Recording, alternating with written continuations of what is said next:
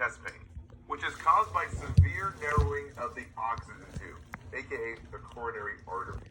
Now this narrowing means less oxygen to the heart muscle, manifesting as acute chest pain during rest or activity. So just think A for angina is A for acute chest pain. Nitro is typically given to open up those coronary artery oxygen tubes in the heart. So remember, nitro helps to open up those arteries to provide that O2 to the heart muscle. So there are two forms of nitro for the two types of angina. Typically, pill nitro is used for stable angina, which stops at rest, so we call this the safe angina. And since it only happens during stress, like exercise or strenuous activities like sex, it usually stops after the activity stops. And nitro patch is used for chronic, unstable angina, aka the unsafe angina, which is unpredictable, meaning it can happen at any time, sleeping, awake, at home, at work. Guys, it's like a ticking time bomb. Now, the killer precautions with any type of nitro, guys, the number one thing that always shows up in the NCLEX and nursing exams, please write this down. So no Viagra, guys, no drugs ending in afil like sildenafil. Well, that's no fun. Sildenafil will kill your patient from that extremely low blood pressure. So a little memory trick, always remember, afil in Viagra, afils a certain male anatomy. And yes, headaches and orthostatic hypotension are normal, so teach your patient key terms. Slow position changes to avoid the dizziness, and always take it while you're sitting. Guys, those are huge test tips. All right, let's cover the top 8 most tested NCLEX and nursing exam questions for nitro. The number one patient education is to take nitro before any strenuous activity.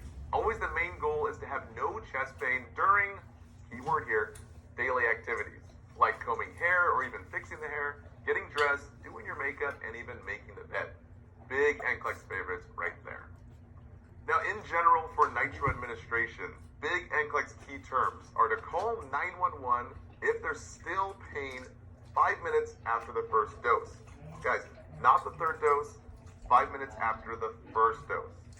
And secondly, 3 doses maximum, 5 minutes apart. And third, no swallowing, only sublingual, under the tongue. We never swallow nitro. As far as storage, we always store in the original containers. Keywords here, we avoid light and heat. So no light and no heat.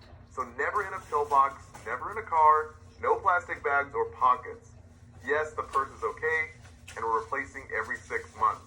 Not 3 months, not 4, but 6. So again, one more time. When does the patient call 911? After the third dose?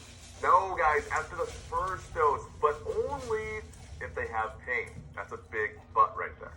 Now, as far as nitro patch, it's usually used for chronic, unstable angina, or basically long-term angina. We teach patients to apply the patch 1 time per day, not PRN, so not when needed.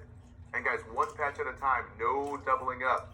So never use 2 patches at the same time. And lastly, yes, patches are shower safe. As far as location, big key term here, guys, write this down. We rotate locations daily, not weekly. NCLEX key terms here. Put it in a clean, dry, and shaven area. Usually in the upper chest, underneath the collarbone or subclavian, or on the upper arm. Again, not in the hairy or scarred area, or even a callus area. And most definitely not on broken skin. Okay, here's a common question that usually comes up on NCLEX and nursing exams. What do we do if the patch falls off? Well, guys, if it's over 1 hour ago, then take the nitro pill or spray, since the new patch can take about 40 to 60 minutes to activate. And lastly, nurses always use gloves. Guys, it's very potent to